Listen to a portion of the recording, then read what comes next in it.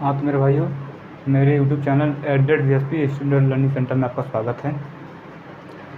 जैसा कि मैंने पिछले वीडियो में आपको कोण के बारे में पढ़ा रहा था, कोण क्या होता है, कोण किसे कहते हैं, इसमें मैंने बताया था। और न्यून कोण के बारे में बताया था, अधिक कोण के बारे में बताया था, और आपको मैंने प्रतिवर्ती कोण बताया था। कुल मिलाकर हम 5 कोणों के बारे में चर्चा कर चुके थे। और आज मैं उसी के आगे एक होता है पूरक कोण, उसके बारे में समझिएगा क्या होता है पूरक कोण। पूरक कोण, पूरक कोण क्या होता है मेरे भाई? मैं इसको इंग्लिश में क्या कहता हूँ, कॉम्प्लीमेंट्री एंगल कहता हूँ। ठीक है। अब पूरक कोण होता क्या है? जैसे कि मान लीजिए ये कोई रेखा है और यहाँ से 90 डिग्री का एंगल बना रहा है। ये वाला कोण कितने डिग्री का? 90 डिग्री का। और इसमें एक रेखा कोण मान लेते हैं, एक कोण मान लीजिए आपका x है और एक कोण आपका क्या है, y है। और यहाँ पर अगर कोण x प्लस कोण y की वैल्यू 90 डिग्री के बराबर हो तो उसे हम क्या कहेंगे? कोण x प्लस कोण y की वैल्यू अगर 90 डिग्री के बराबर है तो उसे हम क्या कहते हैं? पूरक कोण कहते हैं। यानी परिभाषा क्या मिली हमको कि जब दो कोणों का योग, ये वाला कोण और ये वाला कोण, दोनों कोणों का योग 90 डिग्री के बराबर हो उसे हम क्या कहते हैं? पूरक कोण कहते हैं। ठीक है। परिभाषा आप लोग अपने कापी में लिख लीजिएगा इसको कि जब दो कोणों का योग 90 डिग्री के बराबर हो तो उसे हम क्या कहते हैं? पूरक कोण कहते हैं। अब बात क्या, समपूरक कोण क्या होता है? तो हम यहाँ पे देखते हैं समपूरक कोण क्या होता है।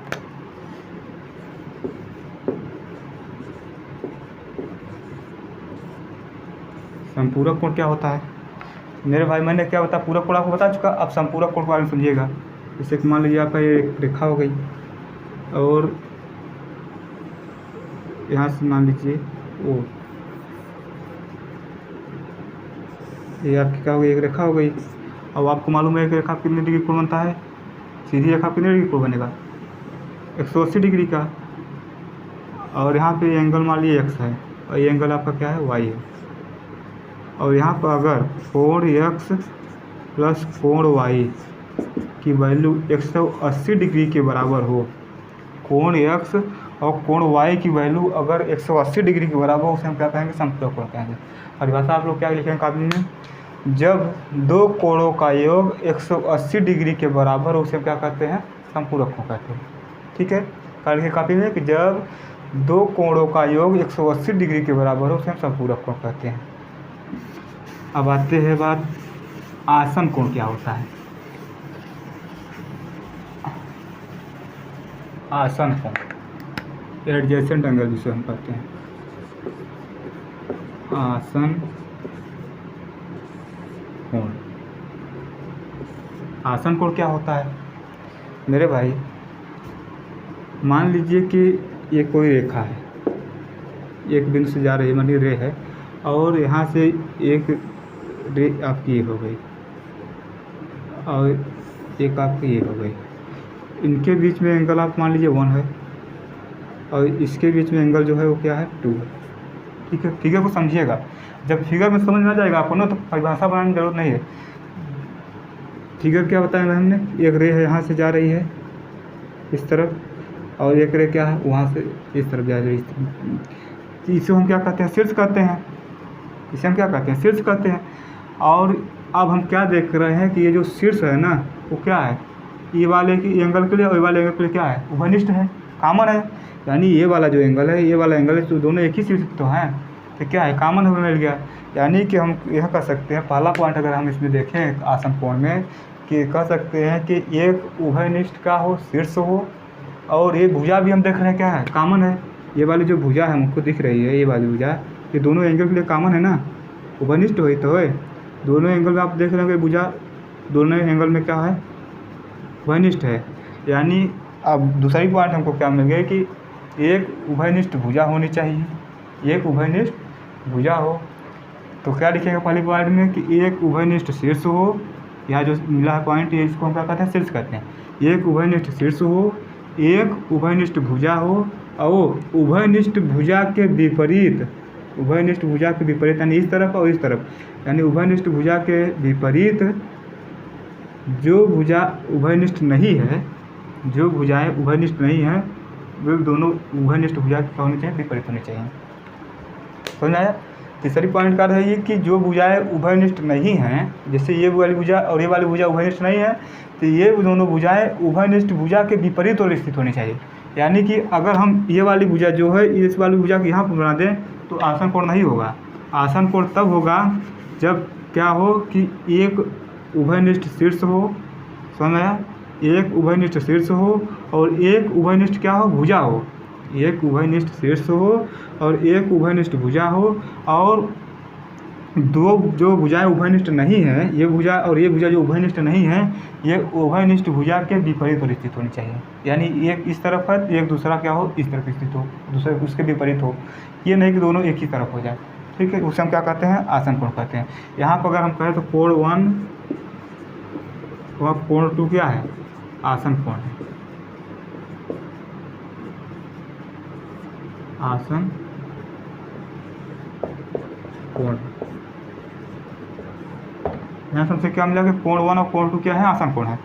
अब मेरे भाई इसको परिभाषा में आप क्या लिखेंगे, पहली पॉइंट यही लिख दीजिएगा कि आसन कोण वह कोण होता है जिसमें एक शीर्ष क्या हो, उभयनिष्ठ हो, एक भुजा क्या हो, उभयनिष्ठ हो, और जो भुजाएं उभयनिष्ठ नहीं हैं, क्या लिखेंगे आप, जो भुजाएं उभयनिष्ठ नहीं हैं वे भुजाएं उभयनिष्ठ भुजा के विपरीत और स्थित होनी चाहिए।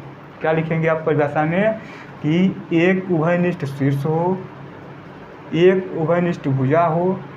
फिगर अगर आप बना लिए ना तो आप लोगों को परिभाषा लिखना खूब अच्छे से आ जाएगा।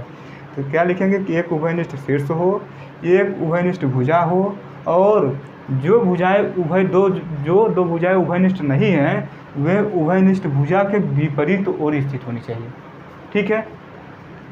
अब आती है बात क्या, एक होता है कोण रैखिक युग्म कोण, लीनियर पेयर एंगल, रैखिक युग्म कोण क्या आती है,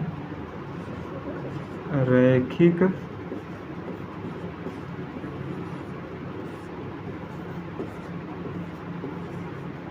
युग्म कोण। रैखिक युग्म कोण क्या होता है मेरे भाई, यहाँ से हमको खुद पता चल रहा है कि रैखिक योग, यहाँ से अगर हम देखें तो रैखिक का मतलब क्या हुआ, रेखा पर बना हुआ कोण।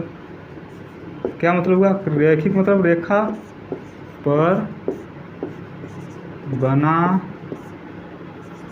हुआ कोण,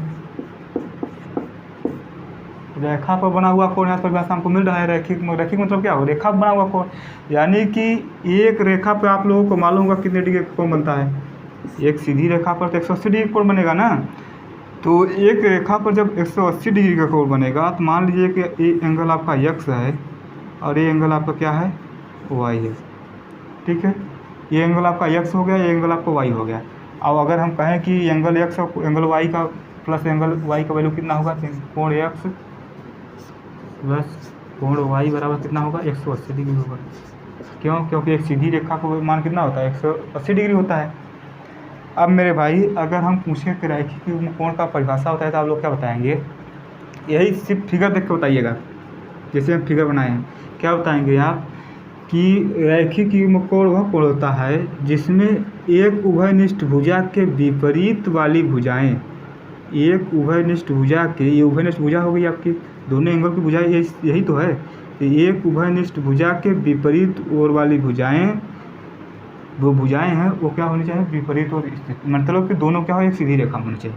क्या कहेंगे आप परिभाषा कि एक उभयनिष्ठ भुजा के विपरीत वाली भुजाएं एक सीधी रेखा में होनी चाहिए, और जो एंगल बन रहे हो उन दोनों एंगल का मान कितना होना चाहिए, 180 डिग्री होना चाहिए। अब मेरे भाई जब एक सीधी रेखा में होगी तो एंगल कितना बनेगा, 180 डिग्री बनेगा। तो आप परिभाषा में लिख लीजिएगा कि एक उभयनिष्ठ भुजा के विपरीत वाली भुजाएं, एक उभयनिष्ठ भुजा के विपरीत वाली भुजाएं जो होती हैं वो एक सीधी रेखा में होती हैं। ठीक है, तो परिभाषा किसका हुआ, रैखिक युग्म कोण का। अब बात ये फंसती है मेरे भाई कि सर आप तो कह रहे हैं रैखिक युग्म कोण में भी 180 डिग्री कोण x प्लस कोण y की वैल्यू होगा, और हमने अभी संपूरक में भी बताया कि कोण x प्लस कोण y की वैल्यू 180 डिग्री होगा। और एक सीधी रेखा पर 180 डिग्री कोण बनबे करता है। तो सर डिफरेंस क्या है तीनों में? अब उसी डिफरेंस मैं बता रहा हूँ आपको कि तीनों अगर आगे तो डिफरेंस आप कैसे देखें, तीनों डिफरेंस क्या है। ठीक है, अब मेरे भाई यहाँ पे रैखिक युग्म कोण जैसे हो गया। अब यहाँ पर मैं अब ले रहा हूँ संपूरक कोण। क्या है, अगर मैं लिख दूँ संपूरक कोण, ठीक है, मैं आपको तीनों में डिफरेंस बता रहा हूँ। डिफरेंस क्या होता है, यहाँ पर आप ले रहे हैं सीधा कोण। सीधा कोण या इसी को हम क्या कहते हैं, रीज कोण कहते हैं। संपूरक कोण, रैखिक युग्म कोण और संपूरक कोण और सीधा कोण में डिफरेंस क्या होता है मेरे भाई? मैंने आपको बताया, क्या बताया कि एक सीधी रेखा पर, एक सीधी रेखा पर यानी कि एक उभयनिष्ठ भुज, एक रैखिक युग्म का परिभाषा में क्या होता है, एक उभयनिष्ठ भुजा के विपरीत वाली भुजाएं एक सीधी रेखा पर स्थित होनी चाहिए। अगर आपका एंगल एक्स है, ये एंगल आपका वाई है, तो कोण एक्स प्लस कोण वाई बराबर 180 डिग्री।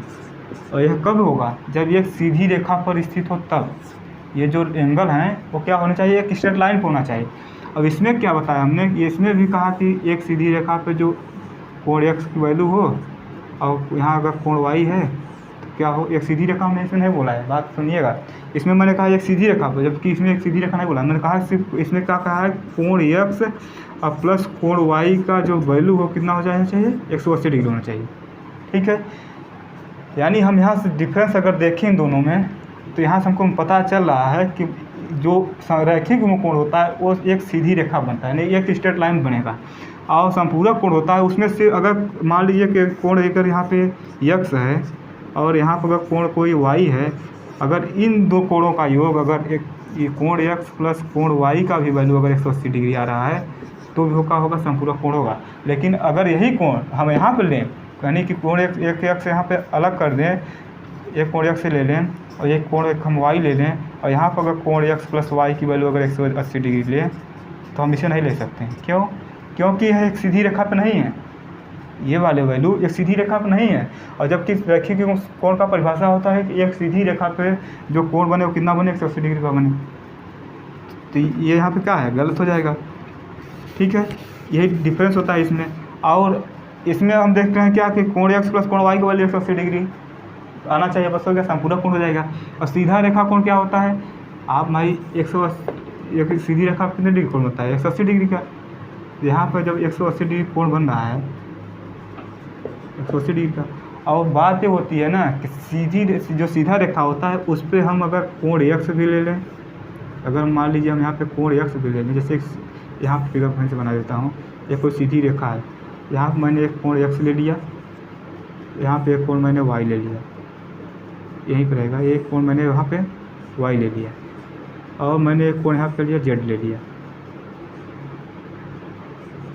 अब हम क्या देखेंगे ना कि कोण x प्लस कोण y प्लस कोण z की वैल्यू कितना होगी, 180 के बराबर होगी। कोण x प्लस कोण y प्लस कोण z की वैल्यू कितना होगी, 180 के बराबर होगी। यानी कि हमने क्या देखा कि सीधा कोण में हम एक ही रेखा पे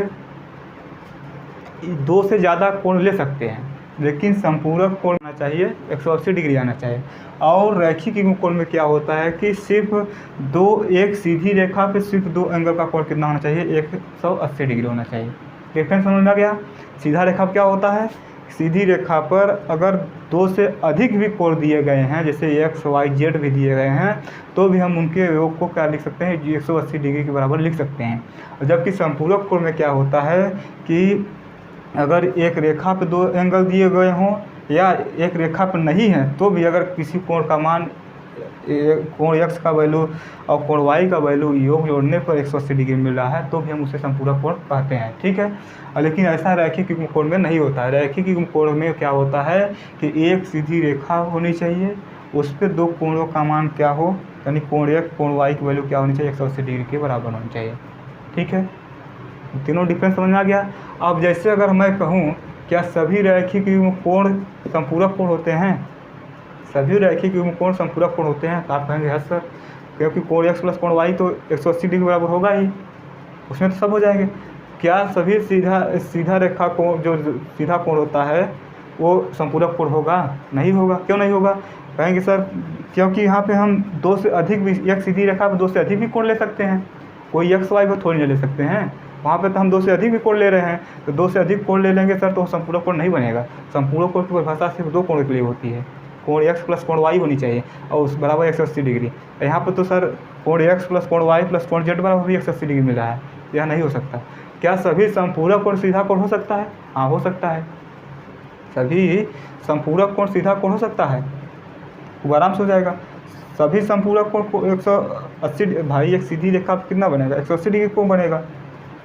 और ये भी नहीं हो सकता। क्यों नहीं हो सकता भाई? कि अलग अलग कोणों का मान भी हम 180 डिग्री ले रहे हैं, यहाँ भी अलग अलग कोणों का मान 180 डिग्री ले सकते हैं, हो सकता है। और यहाँ पे क्या है, रैखिक युग्म कोण क्या होता है? रैखिक युग्म कोण में क्या होता है कि अब हम कहें जैसे यहाँ से कि रैखिक युग्म संपूरक कोण, क्या रैखिक युग्म कोण हो सकता है? क्या सभी संपूरक कोण जो होते हैं वो रैखिक युग्म कोण हो सकते हैं? तो आप कहेंगे नहीं सर नहीं हो सकते। क्यों नहीं हो सकते? क्योंकि एक सीधी रेखा पर रहेगा तो हो जाएगा, लेकिन जब अलग अलग दो कोणों का योग 180 डिग्री हो रहा है तो नहीं होगा। ठीक है ना? तो इस टाइप से क्वेश्चन आते हैं आपको। ठीक है, धन्यवाद मेरे भाइयों।